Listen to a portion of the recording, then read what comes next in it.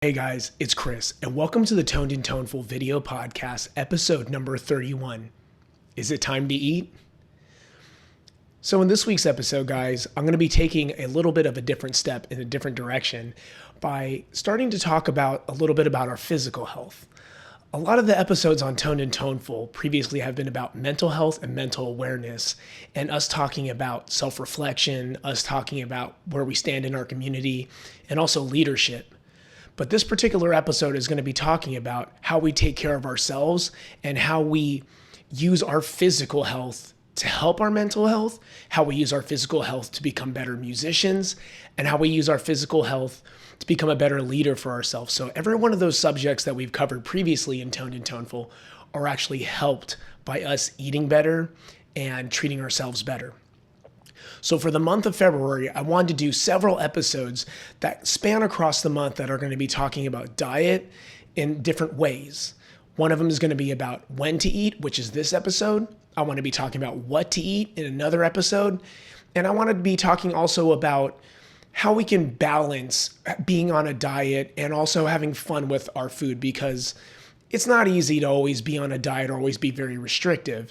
And that's not the point of these episodes. The point is to bring awareness to you guys and allow you guys to enjoy the food that you have and enjoy your diet, so that way you can live a life that's more fulfilling for you. You can have better energy, and you can also enjoy maybe a body composition that's a little bit closer to what you've been aiming for. So to start it off, when to eat. There's so many different options of how to do this. One of the reasons that we want to time what we eat is because of something that is called insulin. Our body makes this hormone every time that we eat. And so the insulin response that we get when we eat has some effects on our body that we want to be aware of. Whenever we eat, our body makes glucose from the food that we eat. Now, if we eat carbohydrates, that's very quickly turned into glucose.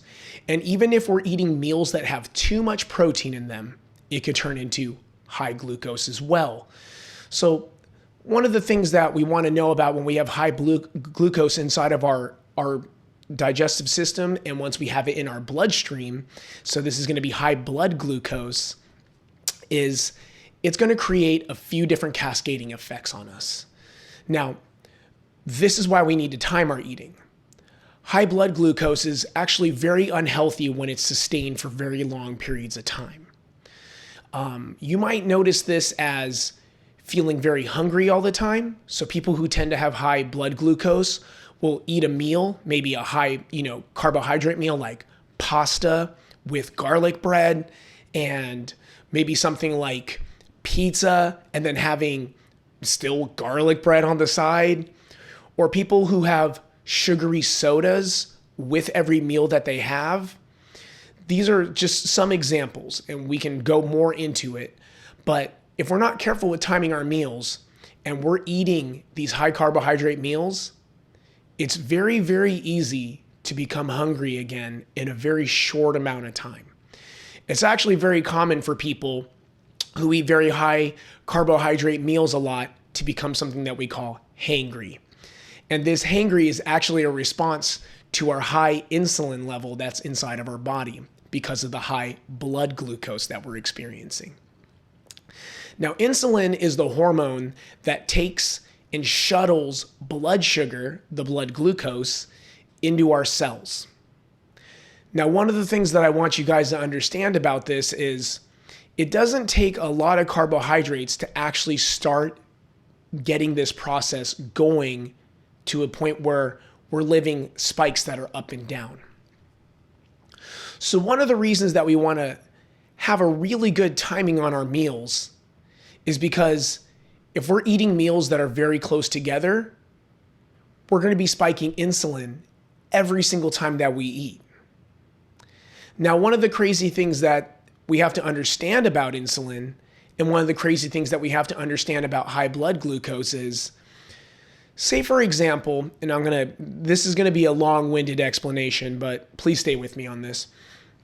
Say for example, I wake up in the morning, and a lot of people have been told that to eat whole grain bread with oatmeal and then a fruit juice and very minimal amounts of fat, that this is a very good diet. So let's say I wake up in the morning and I have a bagel, I have an oatmeal, I have orange juice. And I'm thinking that I'm eating a great meal because, I'm getting dietary fiber from the oatmeal. And they say on the box, American Heart Association, this is good for you.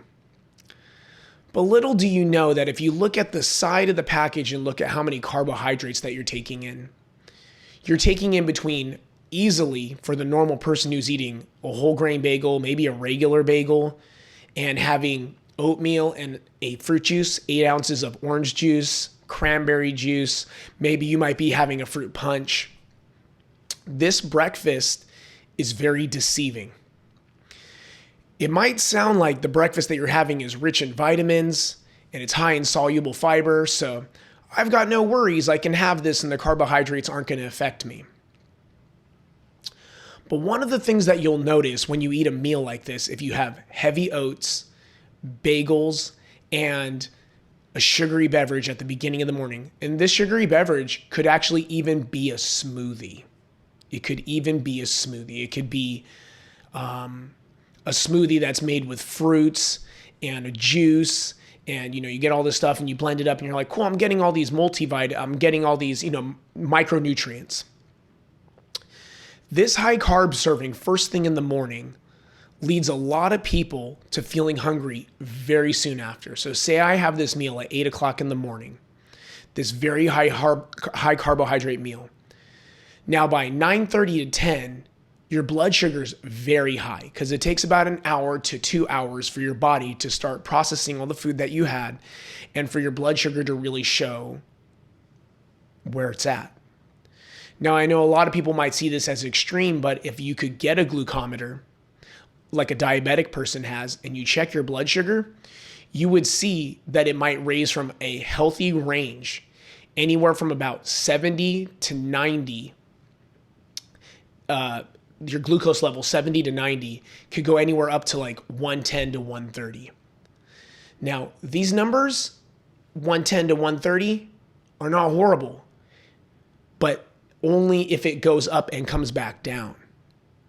But many people aren't able to sustain these type of numbers. Many people aren't able to keep off that feeling of, I need a snack by 10 o'clock in the morning.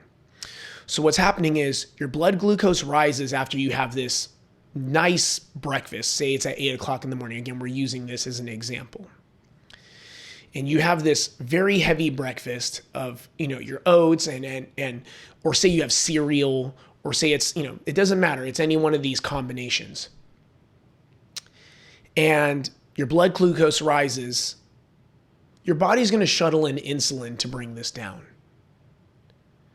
And the reason that we need to be really careful with this is because when we get to this high of a blood sugar and our body takes the insulin to bring this down, your body's going to get insulin and the insulin's going to go in, it's going to take the blood sugar and it's going to put it and transport it and shuttle it into cells. So now it can be used as energy.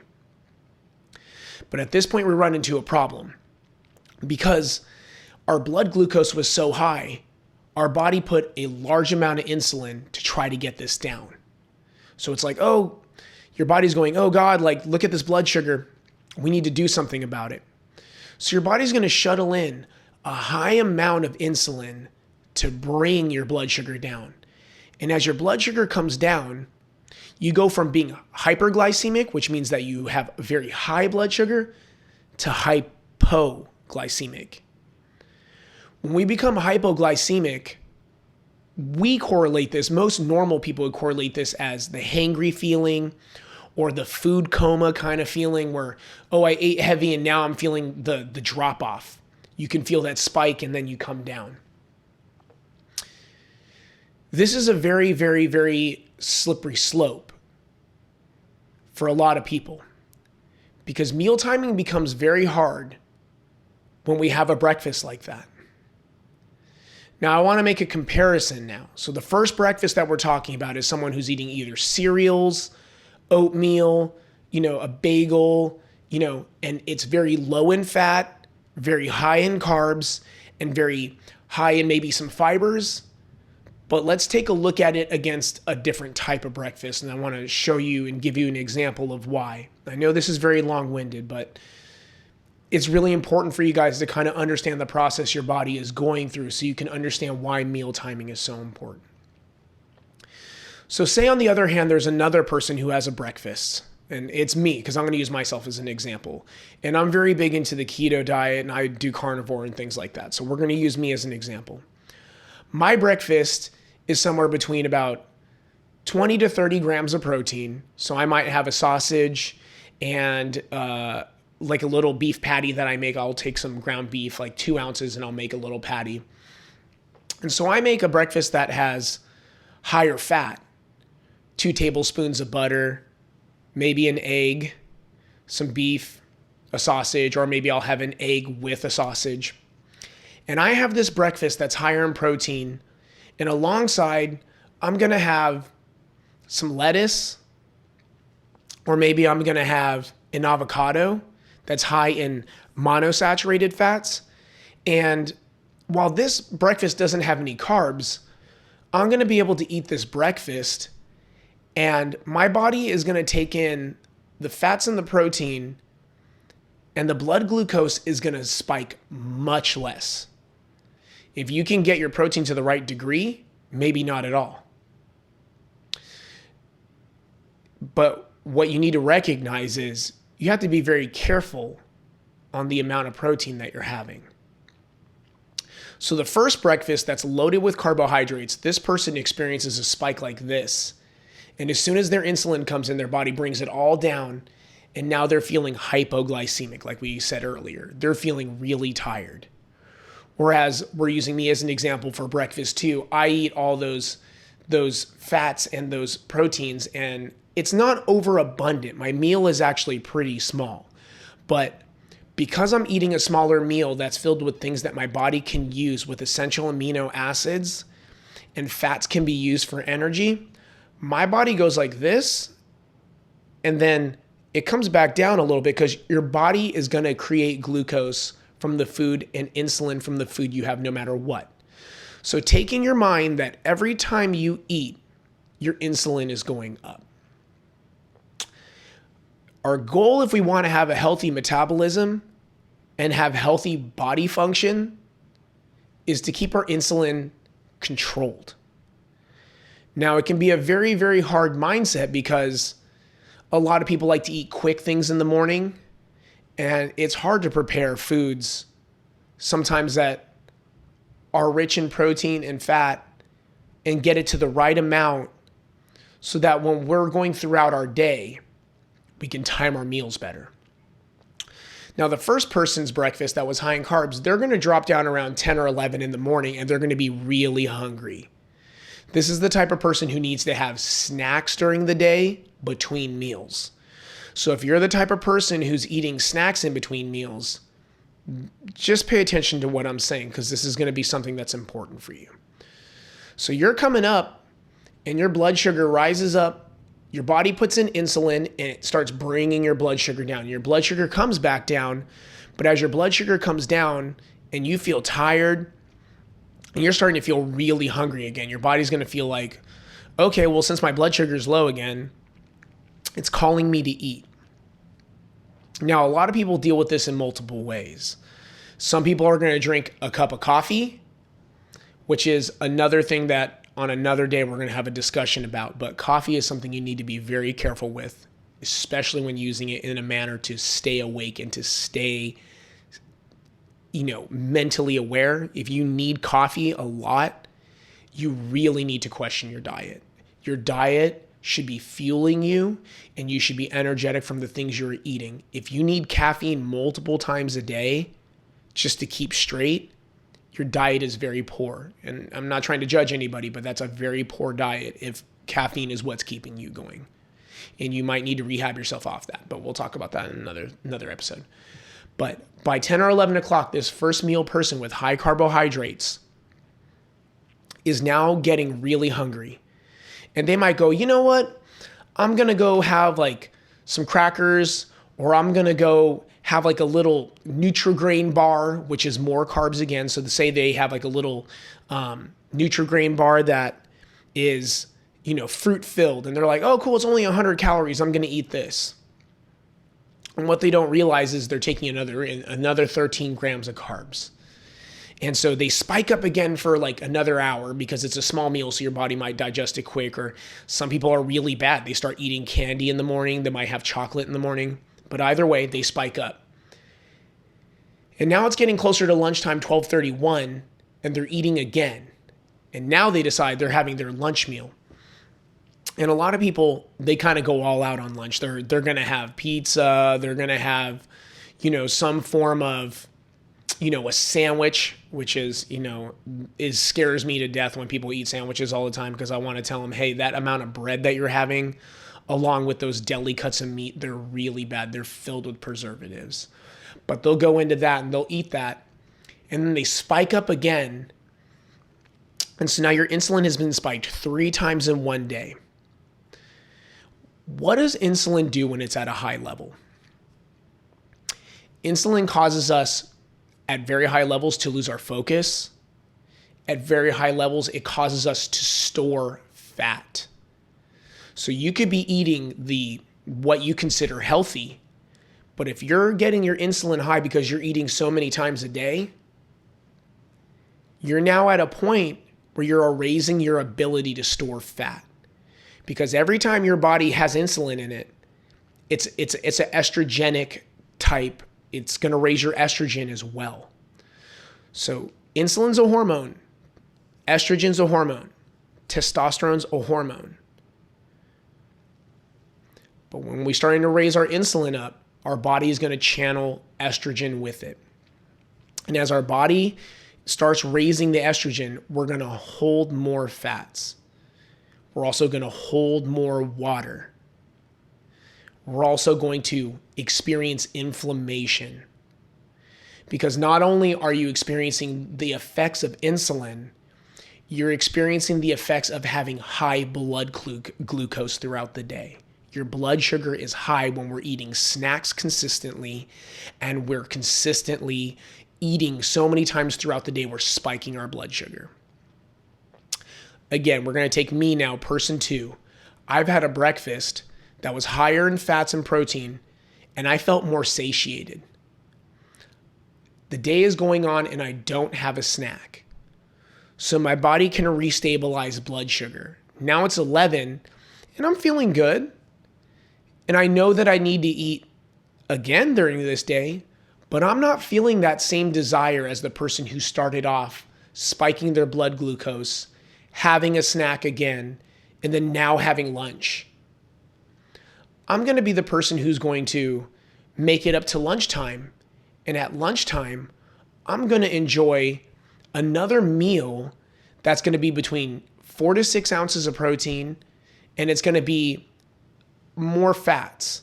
So something I might enjoy at this point would be, hey, I'm going to have some celery with some peanut butter. I might have a little patty that I've cooked, like a nice grass-fed beef. If that's too expensive, maybe you have a couple of chicken drumsticks that you've brought with you, because 2 to 4 chicken drumsticks is going to be the perfect amount, and they're also very affordable. Chicken thighs even better because they hold higher fat. But say I have a chicken thigh and a chicken drumstick, and I have peanut butter and celery for my lunch, with a side of a salad that had some olive oil poured on top, without like a ranch dressing or something like that, but like a nice olive oil dressing. And I had 1 or 2 tomatoes in there, and I had cucumbers and some things that are much lower in carbohydrates. My body's going to have the ability to once again take that food in and not have a huge insulin spike, but instead I had breakfast, lowered it out. Now I'm having lunch. And by the mid-afternoon, we all know what the afternoon crash is, or, the midday crash or the afternoon slump. Everyone has a different little nickname for it. And what do people typically do again? They want another snack, and then they want another coffee, or they want to, maybe they didn't have a coffee at 11 in the morning, but this person has a coffee at 3 in the afternoon.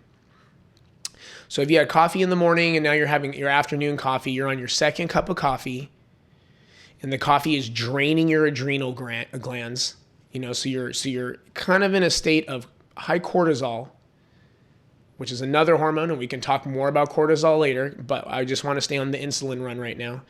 So now you come and you've had your lunch as the first person with your sandwich and your bag of chips, and now you're at the afternoon slump at 2:30 to 3, and you have 2 hours of work, or maybe you have a rest of your day, you have some things to do, and you're going to take in a cup of coffee, and you're at the coffee shop and you go, ooh, that little fudge brownie looks really good, but it's small, so I can have it. It's the afternoon. So now you're getting a pastry, or you're getting a croissant, or you're buying a little 3-pack of Madeleines, or doing something to this extent. Or maybe you're a person who's eating a bag of chips at this point, or you're the kind of person who's got a little snack on you, like, dare I say a Snickers or something that's even worse, or your office puts out, things for you guys to have at the office. So you see some donuts sitting out from the morning and you're like, whatever, I didn't have one this morning, so I'll have a donut. And so at this point, you're spiking your insulin for a 4th time, because every 2 hours you're getting hungry, because your body is going, oh, the insulin's so high and the glucose is so high that your body shuttles in more insulin. Your body pulls the insulin back into pulls the insulin in. Your body takes all the blood sugar and it deposits it into the cells. And then your body's low on blood sugar again, because your body's putting so much insulin. And at this point, you're tired again. So now you're drinking coffee to try to get some energy for the rest of your day. And you've also now got your insulin spiking again. By this point, we've spiked our insulin 4 times in a day if you're person number 1. And your body is feeling sore. Your eyes are feeling tired. Your lower back is hurting, because now we're starting to derive inflammation. Some people have headaches from this. Some people have constant inflamed joints. I know some people tell me that their elbow hurts a lot, or they kind of do this with their shoulder. They notice their shoulders hurting all the time. If our diet's not correct and you haven't injured yourself doing a workout, or you don't have a previous injury, why are your joints hurting so much? Why are your joints hurting so much if you're not previously injured from an athletic thing? Or, you just say everyone in your family has a bad back. No, that's not true. You're eating in an improper method that is causing your insulin to be high. And as your insulin and your blood sugar are high, it's hurting parts of your body. Not to mention your kidneys and your liver. But this is where we're just staying on the insulin run right now. We're just talking about what insulin does. Now this person is going to come home, and 2 hours later, they're going to have a dinner. What's this dinner? For some odd reason, we're still making bad decisions at this point. We decide, okay, cool, I'm going to have a burger that I'm going to order in, or I'm going to go out for pizza, or I'm going to have Chinese food with fried rice, shrimp in it, and this and that. And that last meal, because, we need so much variety in our day and we need so much different things, or else we can't be happy with our food, we're spiking our insulin for a 6th time. And this is the very average American. The very average American is having 6 meals a day. And this is horrible meal timing. Having meals 6 times a day is definitely not what we want to maintain a healthy body structure, to maintain healthy metabolism, and to maintain a healthy insulin level and blood glucose level. So now at the end of the day, you've had this person who's eaten 6 times.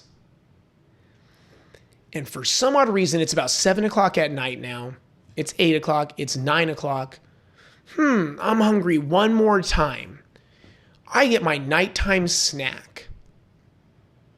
And so this person now decides that this pint of ice cream that they bought, it's okay to eat a portion of ice cream, whether it's half the pint, whether it's the whole thing. At this point, it doesn't even matter.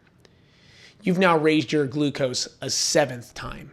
You've now spiked your insulin a 7th time.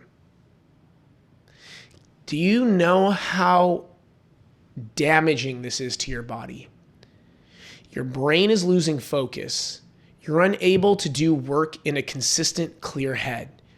The amount of carbs that the average American takes in per day, I don't even want to get into it, but it's somewhere between 300 to 700 grams of carbs. It's very, very high.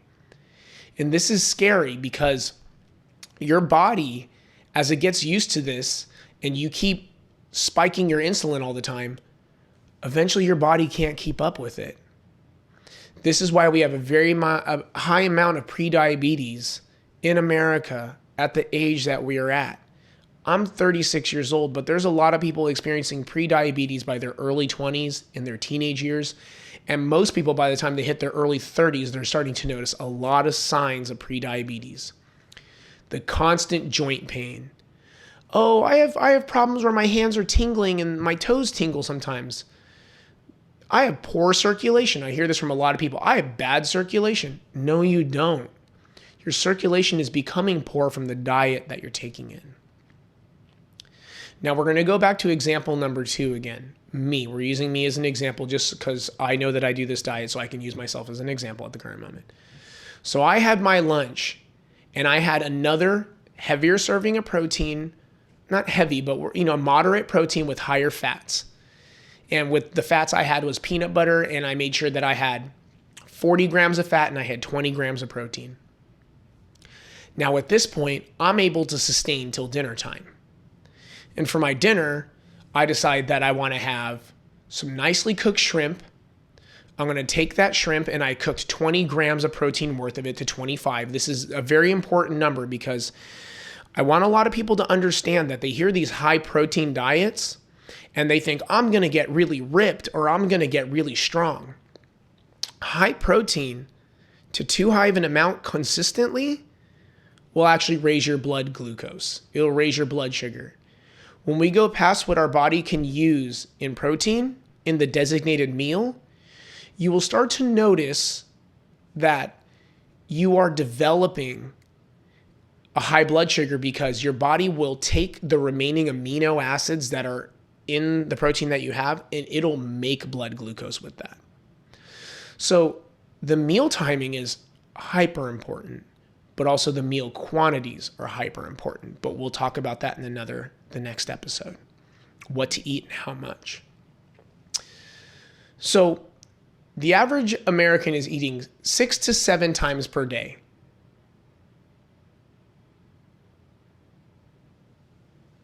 The average. Now you have another whole group of people on the other side who are eating 1 time per day, and this is destroying their metabolism in a completely different way. But they eat 1 time per day and they're eating way too much because they're binging because their body feels like that FOMO of not eating all day.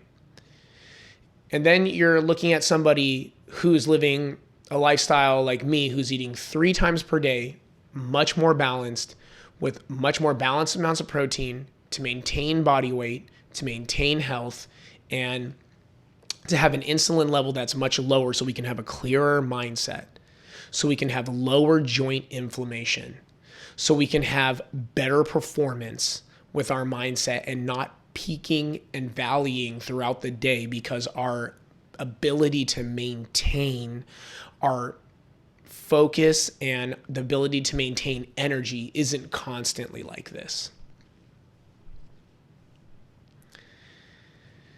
Now, when I'm talking about eating less meals per day, when I'm talking about meal timing, I think that most people need to be eating between 3 to 4 times a day, maximum 4. And if you're having a 4th meal, that 4th one is a snack. And whatever that one snack is, whether that's at the end of the night or in the middle of the afternoon, needs to be higher in fat and almost devoid of carbs. If possible, none. I know this sounds kind of outwardly crazy, but this also applies to people who want to do fasting. I know there's a whole gamut of people who do fasting as a way to eat less meals. Intermittent fasting could be a good ideal for you. But if you're doing intermittent fasting, one of the things you need to be very, very aware of is how much you're eating per meal and still keeping those carbs in check. Still keeping the meal timing in a way where you're still having 2 to 3 meals. So if you have an 8-hour eating window, then eating enough where you feel okay to eat every 2.5 to 3 hours till your eating window is up. This is very important. You can be destroying your metabolic health with fasting just as much as you can be destroying your metabolic health with eating too often. I firmly believe that most people should again be between 3 to 4 meals per day, with that fourth meal being a little snack and the 3 meals in between being actual sustenance for the body. So the takeaway from this video, this first part, this first installment of is it time to eat, is are you eating in good increments of time apart? If you're the type of person who is working throughout the day, eat in the morning and have a nice little meal around 11 or 12. Have a nice little meal around 4 to 5. And if you have a final snack around 8 o'clock, a handful of nuts is okay. Macadamia nuts preferably, or something like pecans preferably. If you're allergic to nuts, then maybe try something like heavy whipping cream, whipped up, and then having that with maybe some dark berries, so they're very low in carbohydrate. Still only the amount of a handful, because this will keep the carbs much lower, but maybe satiate some of that sugar craving that I know most people have. Most people want sweets.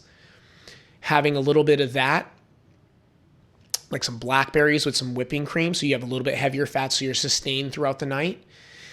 And the real goal of everything that we're trying to do is bring our body to the point where our insulin level is a nice little rise and plateau. We don't want these huge spikes where throughout the day you're feeling super awake and then you're crashing, you're super awake and you're crashing, because this allows you to have your body be in a less painful state. It's going to allow your joint inflammation to calm down. It's going to allow your back to hurt less. For some people, I don't believe that they have astigmatisms. They might go to the eye doctor and be like, oh, I have an astigmatism. Have you ever thought that high blood sugar, one of the first things that it affects is our vision? So if you're having problems with your vision, or you never did, and you notice that as you're eating worse or you're eating more times per day that your vision is suffering, this is another place to be looking at. And again, I know that these are a lot of topics kind of being all brought together under the umbrella of high blood glucose and high insulin. That's why I'm going to be doing multiple of these episodes and breaking these down into little bite-sized portions that I'll be putting on my Instagram, and I encourage people to ask questions, because this is the place, Toned and Toneful, where it's safe to ask questions and it's safe to try to figure out what's best for yourself.